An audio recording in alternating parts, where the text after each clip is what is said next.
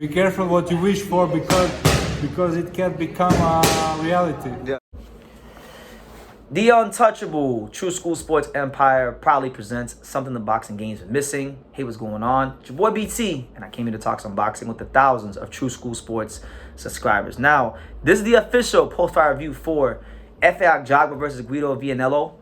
And the result of the fight was an Efe Ajagba split decision win. And you know what? Look, it wasn't all bad tonight. Even though Jared Anderson put us to sleep and made me want to go grab the steak knives and gouge my eyes out, there was at least one good heavyweight fight on the card. And it was this one right here because, you know, Efe Ajagba was a guy that's, you know, he's in title contention. He's a guy that Top Rank's been moving very gradually since his loss of Frank Sanchez a couple years ago, some years back. And he, on the other side of the ring, you have Guido Vianello, a guy that's only a couple fights removed from getting stopped by Johnny Rice on cuts. Yeah. So Guido Vianello, like I said on the live, he was fighting for his career tonight. He was fighting for, you know, just the fact that to stay on Top Rank, to continue to get fights.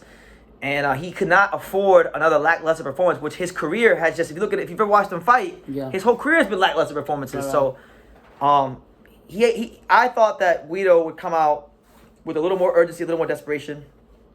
And to his credit, he did. You know, he was landing the straight right hand early, using good lateral movement, running Efe Ajagba into some shots in those first 3 to 4 rounds. It took two, 3 rounds. It took Efe a couple rounds to settle in, but once he got settled in, he started finding a home for his jab, his right hand, and being the more effective precision puncher. Some people think the fight was a robbery. I don't know if I agree with that. Pops, what was your take on Guido versus Efe Ajagba? Do you think the right guy won? Yeah, I think the right guy won. Ajagba came in there, and a couple rounds wasn't right where he was at, but once his engine warmed up, he started throwing his jab, establishing his jab, and then what really surprised me is when he switched to southpaw. Yeah, that was probably the best part of the fight. In the 8th round, he switched to southpaw, and he was getting his Shakur Stevenson on, making this guy miss and count. It was crazy to see that from a guy like him at his size, you know. Didn't expect that. I liked him more than southpaw, honestly. Yeah, he was doing a lot better, in my opinion, the same way. He took the right hand from Guido, and he actually took advantage of everything with that southpaw stance. So it was good to see him change the game plan towards the end, which actually surprised Guido. He probably didn't expect that. And I actually think, believe it or not, that one adjustment was the difference in the fight. Yeah. Guido having to figure out how he was going to get past the southpaw stance of Efe Ajagba and the combinations he would throw out the southpaw stance, it actually got him enough rounds to get over the hump and win the fight. So definitely did that. And for Guido, man, he did his best, but his best was not good enough. And I'll tell you this, though. I personally think Top Rank was going to cut him if he lost the fight. I think Guido deserves a chance to continue to fight. I just think you got to start telling these guys every fight that they're going to get cut. And then they'll start and they'll start fighting better because if Guido Vianello would have been fighting with that kind of desperation and that kind of urgency his whole career, the whole narrative on him would be different. So he probably would still I hope they bring him back. God bless him. Good fighter. I know some people are gonna say he got robbed. I don't think so. It was a close fight. Yeah. Now as far as Ajagba, you look at him right now. He's ranked number 4 in the WBC. That's his highest ranking. Right above him are Frank Sanchez and Ajit Kabia, who are supposed to fight in Saudi Arabia soon. So that could be a fight to look into, fighting the winner of that fight. Sure. If you had it, Pops, like who was the guy you'd want to see him there with? Like any names that you can think of for Ajagba? Like maybe like a Frank Sanchez rematch, or I don't know. Michael Hunter. I like what I see from Ajagba, but I guess like you say, you can't judge every fight to the last fight to the next. Every fight is different. Because when I seen him last time, I almost felt he felt a lot better. But this fight, he did win. He did switch to southpaw, but I just didn't. I still didn't see that it factor that I thought he always had, but he doesn't. Pop, I don't know why. For some reason, Pop became this Efe Ajagba cheerleader over the year. I don't know when this happened. Like Efe is a good fighter. He's a solid fighter. He's a fringe contender.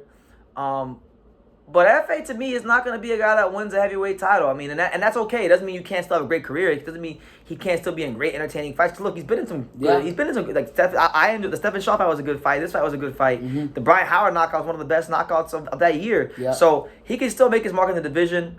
Personally, if I had it my way, I know Top Rank would probably try to set him up with like the Cabiel, Frank, what's his name? Frank Sanchez winner. Yeah.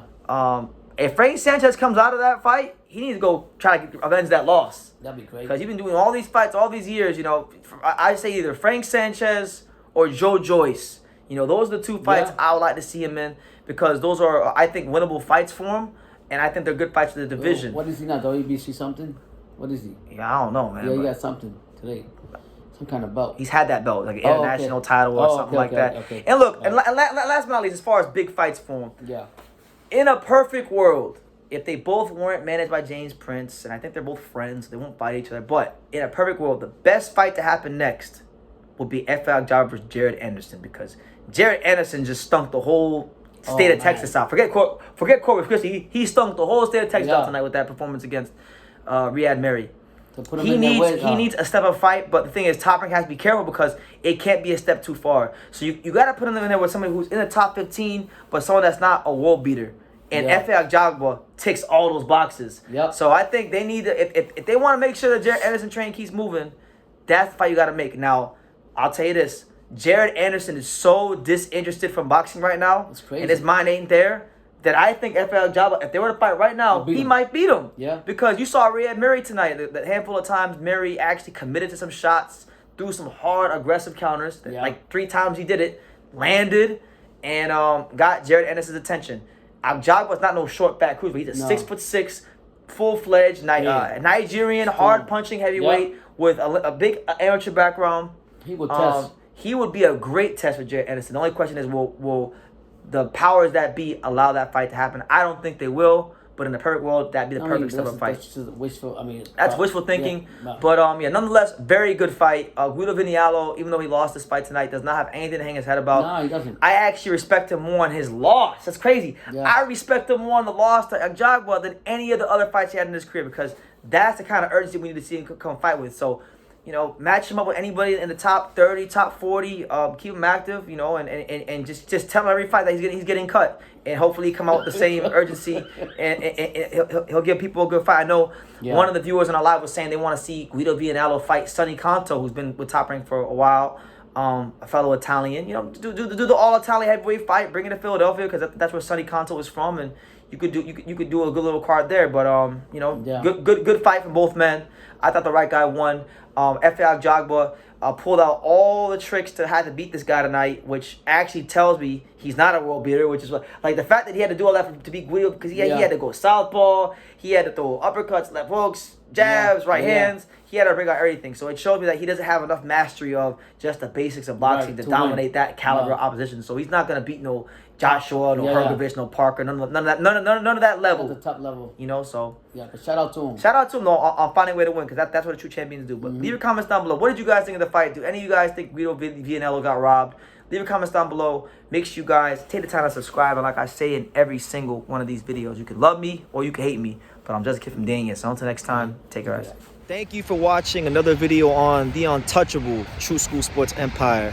I'm at the Boxing Hall of Fame out here in Canterfield, New York. And for more great boxing content just like this video, make sure you click and subscribe right over here.